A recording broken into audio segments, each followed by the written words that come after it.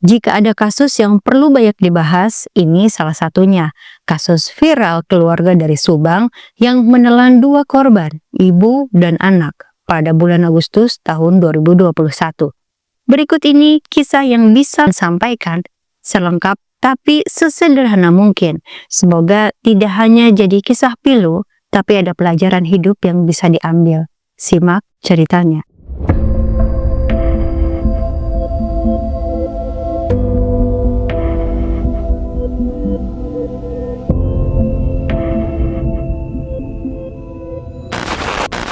Kita awali dengan kenalan dulu sama kepala keluarga. Namanya Yosef Hidayah, pria kelahiran Bandung 22 Desember 1964 yang sejak kelas 4 SD sering jadi caddy golf di Lembang di kota tempat tinggalnya. Golf menjadi cabang olahraga yang dia sukai hingga sering ikut turnamen. Yosef dewasa kemudian menikah pada tahun 1987 dengan Tuti Suhartini dan memiliki 2 anak, yaitu Yoris Raja Amalullah dan Amalia Mustika Ratu. Mereka kemudian menetap di Subang. Yosef kemudian menikah siri dengan wanita bernama Ade Karyati dan memiliki 1 anak bernama Sulaiman. Yosef dan Ade akhirnya berpisah setelah 10 tahun mengarungi rumah tangga.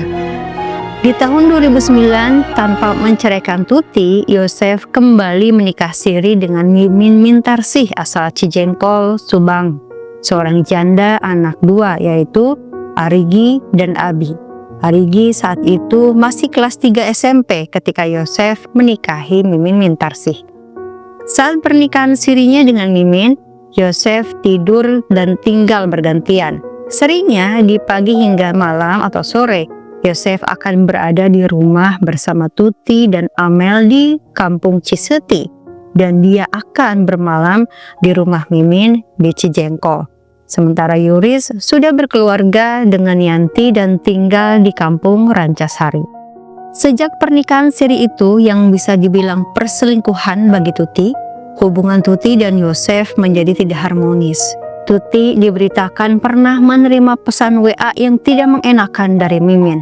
Tuti sebenarnya ingin bercerai dengan Yosef, namun tidak tuntas dilakukan karena buku nikah mereka Yosef sembunyikan. Yoris juga jadi sebal melihat ayahnya yang tukang selingkuh dan menjadi sering bertengkar dengan ibunya. Yoris bahkan pernah beberapa kali bertengkar dengan Mimin, istri muda ayahnya, untuk beberapa alasan, hingga pernah merusak motor Mimin saking kesalnya. Pertengkaran menjadi warna dalam kehidupan Yosef dan Tuti, apalagi sejak keuangan Yayasan Bina Prestasi Nasional yang Yosef bangun tahun 2009 diambil alih oleh Tuti dan Amel. Sebenarnya pengambil alihan pengelolaan itu juga atas permintaan Yosef sendiri, karena Mimin, si istri siri, tidak sanggup membuat laporan keuangan dan mengundurkan diri pada tahun 2012. Di tahun 2012 ini pula Tuti dan Mimin sempat bertemu. Maka sejak tahun 2015 Tuti menjabat menjadi bendahara yayasan dan Amel menjadi sekretaris yayasan yang saat itu menaungi SMP Nasional dan SMK Nasional. Amel bergabung menjadi sekretaris setelah dia lulus kuliah dari Universitas Komputer Indonesia di Bandung. Sementara Yoris menjadi kepala Yayasan Bina Prestasi Nasional dan Yosef Hidayah tetap berada di yayasan sebagai pembina. Terjadilah kecemburuan dari Yosef dan Mimin kepada Tuti dan Amel. Yosef dan Mimin merasa pendirian yayasan itu awalnya kan diprakarsai dan didanai oleh mereka berdua. Apalagi Mimin katanya sampai rela menjual perhiasan dan tanah warisan dari orang tuanya, bahkan mencari murid demi berdirinya Yayasan Bina Prestasi Nasional tersebut. Tapi Tuti juga merasa perlu untuk membenahi keuangan yayasan. Hal-hal yang Tuti anggap boros dan bersifat pribadi tidak bisa dicampuri dari keuangan yayasan. Hingga akhirnya Yosef hanya kebagian Rp20.000 per hari jatahnya dari Tuti sebagai uang bensin. Padahal posisi Yosef di yayasan itu sebagai pembina, dan efeknya uang resiko untuk Mimin menurun drastis. Bisa dibilang kehidupan Tuti dan Amel jauh membaik setelah bergabung mengelola Yayasan Bina Prestasi Nasional. Kalau dulu suka minjam uang, bahkan dikasih beras sama kakak-kakak Tuti seperti Ibu Lilis dan Ibu Ida, sekarang kendaraan roda 4 saja sudah punya 3 dan beberapa kendaraan roda 2. Salah satunya mobil Yaris kuning untuk Amel, dan per Agustus 2021 Amel bahkan sudah mengantongi SIM A. Tuti sesumbar, nanti kalau Yosef mau pergi main golf ke Lembang, Amel bisa antarkan Yosef ke sana. Di sisi lain, keluarga Yosef dan Mimin protes karena tidak merasakan hal yang sama. Permintaan Arigi untuk dibelikan mobil saja ditolak oleh Yosef. Bukan apa-apa, Yosef tak mampu mewujudkan karena keuangan ada dalam kendali Tuti. Sebenarnya Mimin akhirnya sudah minta pada Yosef agar posisi bendahara yayasan kembali dia pangku, tapi tidak terwujud hingga akhirnya Yosef bertindak. 17 Agustus 2021 sore, sepulang dari Wanayasa dengan istri mudanya Mimin, Yosef datang ke rumahnya di Kampung Ciseti saat rumah kosong karena hari itu libur, hari ulang tahun RI ke-76. Tuti dan Amel sedang tidak ada di rumah dan sedang makan-makan di rumah Yoris. Tuti dan Amel kemudian pulang dan sampai ke Kampung Ciseti pada pukul 4.30 sore dan bertemu Yosef di rumah. Setelah maghrib, Tuti dan Amel duduk-duduk di teras sambil memandangi bulan, hingga akhirnya mampir seorang tetangga bernama Deden dan menanyakan kabar. "Tumben ada di luar teh, gak biasanya," katanya. Tuti kemudian menjawab, "Oh iya, lagi lihat bulan, itu si AA ada di dalam."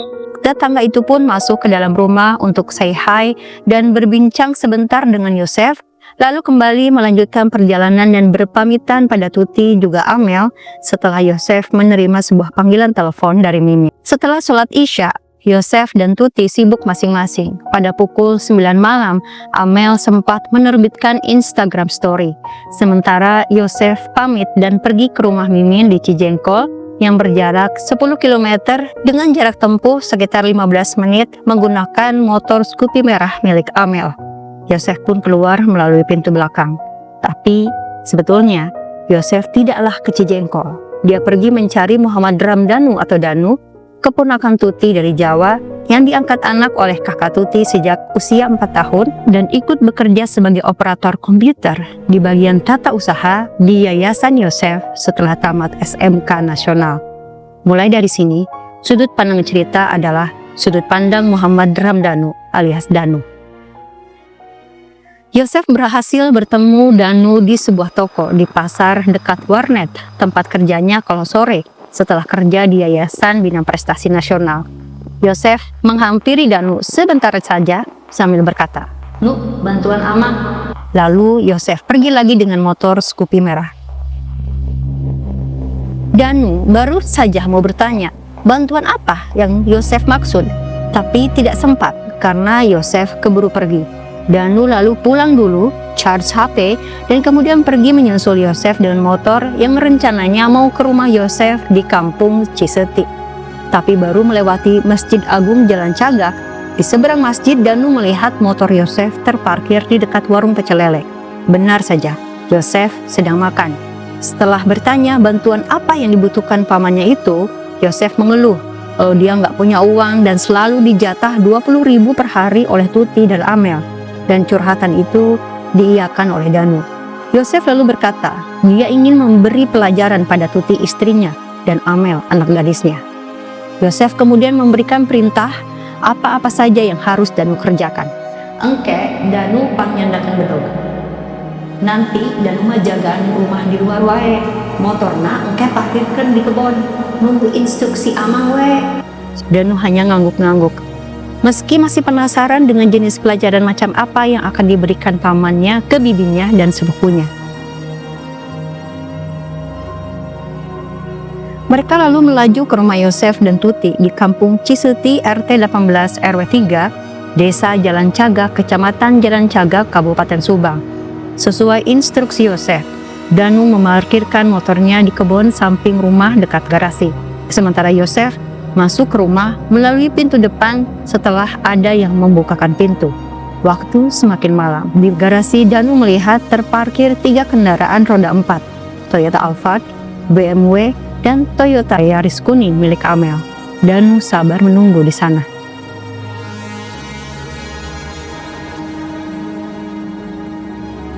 Di tengah waktu Danu menunggu, dia melihat dua laki-laki memakai jaket hoodie masuk ke dalam rumah.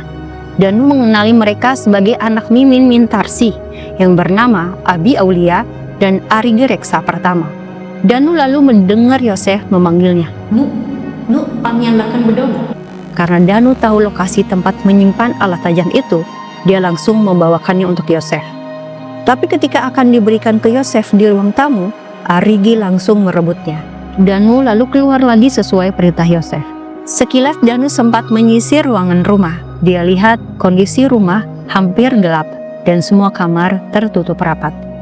Ketika posisi menunggu di antara garasi dan kebun lagi, Danu mendengar suara Yosef dan Tuti cekcok. Danu penasaran dan kemudian masuk rumah. Di sana dia melihat Yosef berjalan menuju kamar Amel bermaksud minta uang, tapi Tuti mengatakan tidak ada. Tuti dan Yosef kemudian saling dorong. Akibatnya, Yosef terdorong ke belakang karena memang tubuh Tuti lebih besar dari Yosef. Yosef kesal, dia bangun sambil Arigi menghampiri dan menyerahkan golok yang sedang dipegangnya. Yosef kemudian menerima golok dari Arigi dan mengayunkan benda tajam itu ke kepala Tuti dan akhirnya mengenai keningnya Tuti. Tuti tidak berteriak, tapi syok dan lemas. Dia sempoyongan dengan cairan merah mengucur dari keningnya. Kemudian Tuti didorong oleh Yosef dan Tuti pun terduduk di sofa. Yosef kemudian menurunkan Tuti ke bawah lalu mengayunkan stick golf ke kepala Tuti yang dia ambil dari kamarnya. Danu lalu disuruh Yosef melakukan hal yang sama. Meski Danu bingung dengan jenis pelajaran yang dimaksud Yosef ini, tapi karena takut pada Yosef, Danu menurut. Dia ayunkan stick golf itu ke kepala bibinya yang sudah berjasa padanya. Setelah itu, Abi dan Arigi masuk ke kamar Amel yang sedang tidur, sambil handsfree terpasang di telinga. Pantas saja, dia tidak mendengar kegaduhan di sebelah kamarnya. Amel kemudian terbangun kaget sambil melepas handsfree dari telinganya. Dia mulai memposisikan dirinya duduk di kasur. Saat itu, kedua tangan Amel di kanan dan kirinya dipegang kuat oleh Abi, Arigi, dan Danu. Karena Amel tersadar, Danu refleks memukul mata kiri Amel ketika Amel menoleh padanya. Dia nggak mau Amel melihatnya. Amel saat itu meminta ampun berkali-kali. Dilanjut dengan ayunan stick golf ke kepala Amel oleh Yosef, papahnya sendiri, dan ditutup dengan benturan keras ke tembok oleh Abi. Amel ambruk di kasurnya. Selanjutnya Tuti dan Amel yang sudah tidak bernyawa dibawa ke kamar mandi dan dibersihkan oleh Mimin yang ternyata datang menyusul. Abi dan Arigi kemudian mengacak-acak kamar Amel dan ruangan tamu juga kantor yayasan yang ada di rumah itu.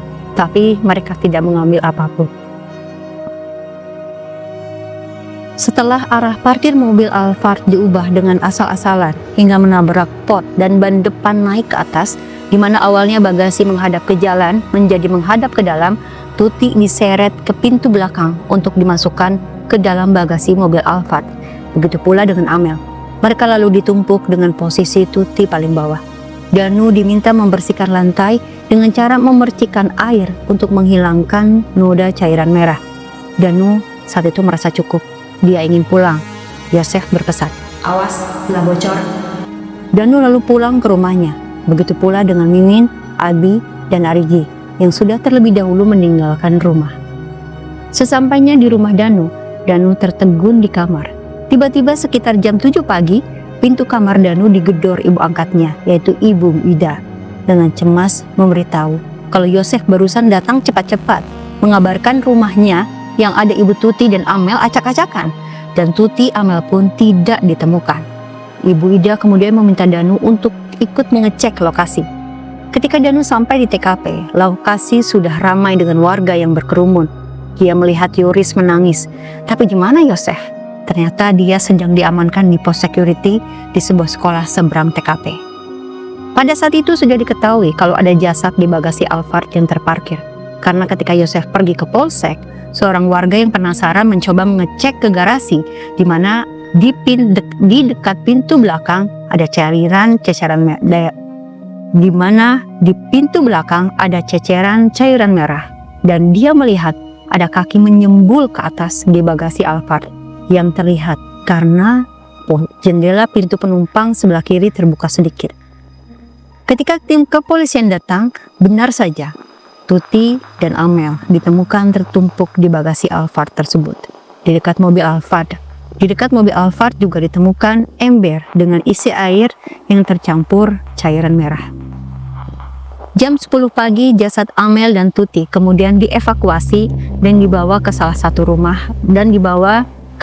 rumah sakit di Bandung untuk diotopsi, kemudian dikebumikan keesokan harinya di Kampung Ciseti pada 19 Agustus 2021 pagi. Setelah dari TKP, Yosef dan Yoris masih di tanggal 18 Agustus 2021.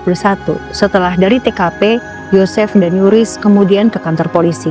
Saat diselidiki, seorang anggota polisi sadar ada noda cairan merah, tapi Yosef berdalih cairan merah itu tidak sengaja menempel saat dia mencari-cari kunci di rumah saat baru datang ke rumah di pagi 18 Agustus 2021. Karena cerita Yosef berikut ini sangat berbeda dengan cerita dari sudut pandang Danu. Ketika ditanyai oleh petugas polisi, di mana Yosef malam itu? Dari keterangan Yosef, malam 17 Agustus 2021, setelah pamit ke rumah istri-istrinya di Cijengkol, dia bertemu dengan Mimin dan Abi. Sementara Arigi sedang bekerja di toko seluler di kampung lain. Setelah bercengkrama, mereka tidur dan kemudian bangun di subuh hari untuk menunaikan sholat. Yosef kemudian pergi untuk membeli sorabi kudapan khas Sunda sendirian. Setelah membeli sorabi, Yosef pulang dan menyantapnya bersama Mimin di rumah. Yosef kemudian pamit untuk ke rumah Tuti di Kampung Ciseti untuk mengambil peralatan golf karena dia ada janji main di golf di Lembang hari itu. Tapi sesampainya Yosef di rumah Tuti, dia dapati pintu depan sudah terbuka setengah. Ketika masuk ke ruang tamu, Yosef lihat rumah berantakan. Di meja terdapat asbak dengan puntung rokok. Siapa yang merokok? Karena menurut Yosef, dia tidak merokok.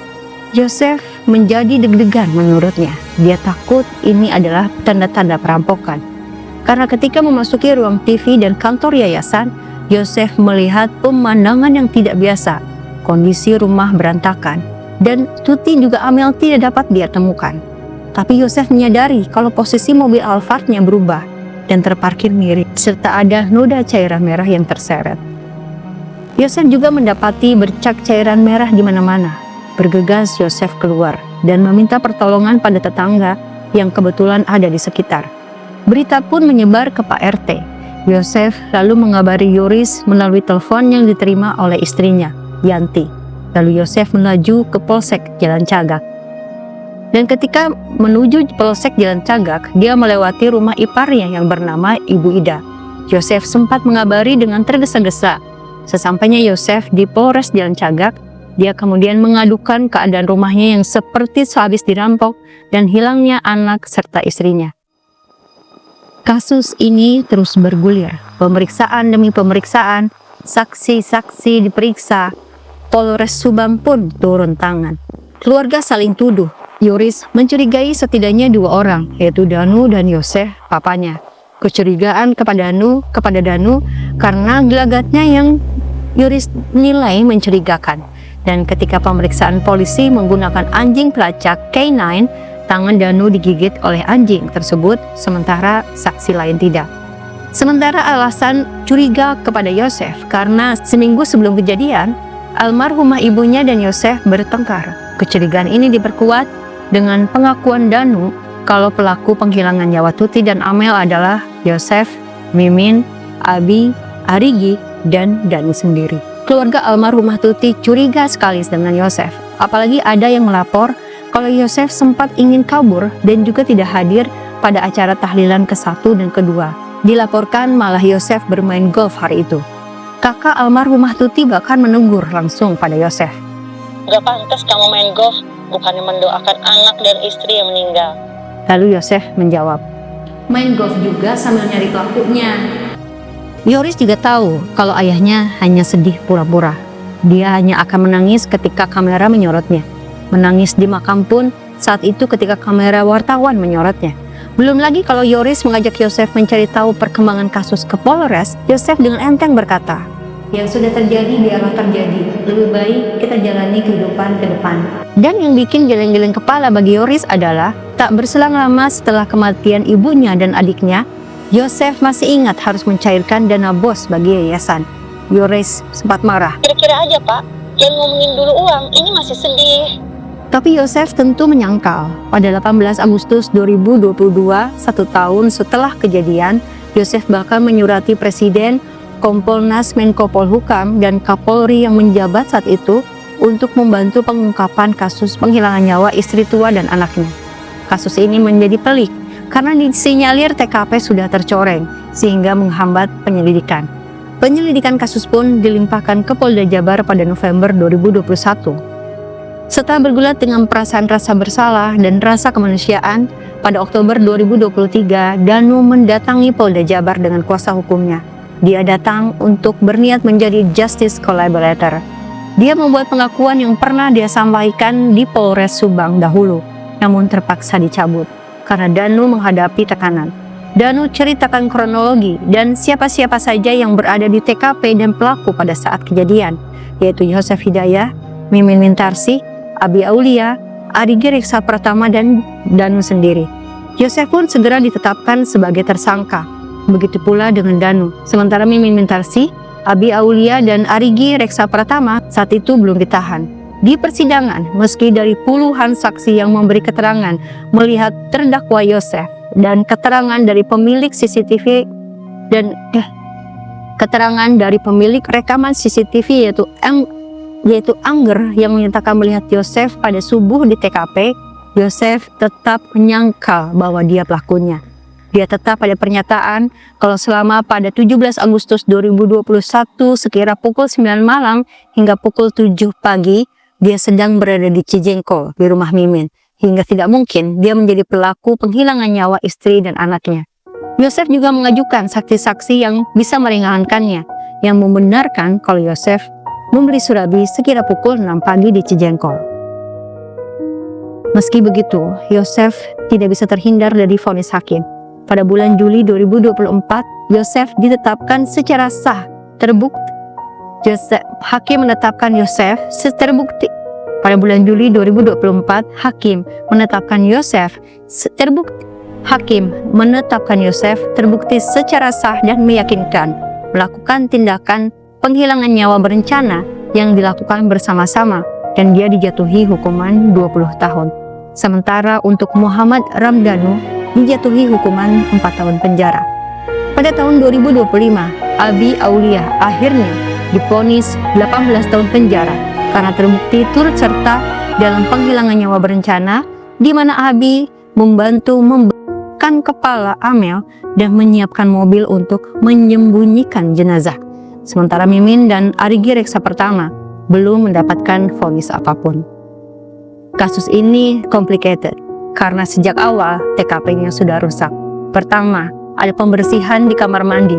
Kemudian, bukti rekaman milik Angger tiba-tiba hilang, tidak ada.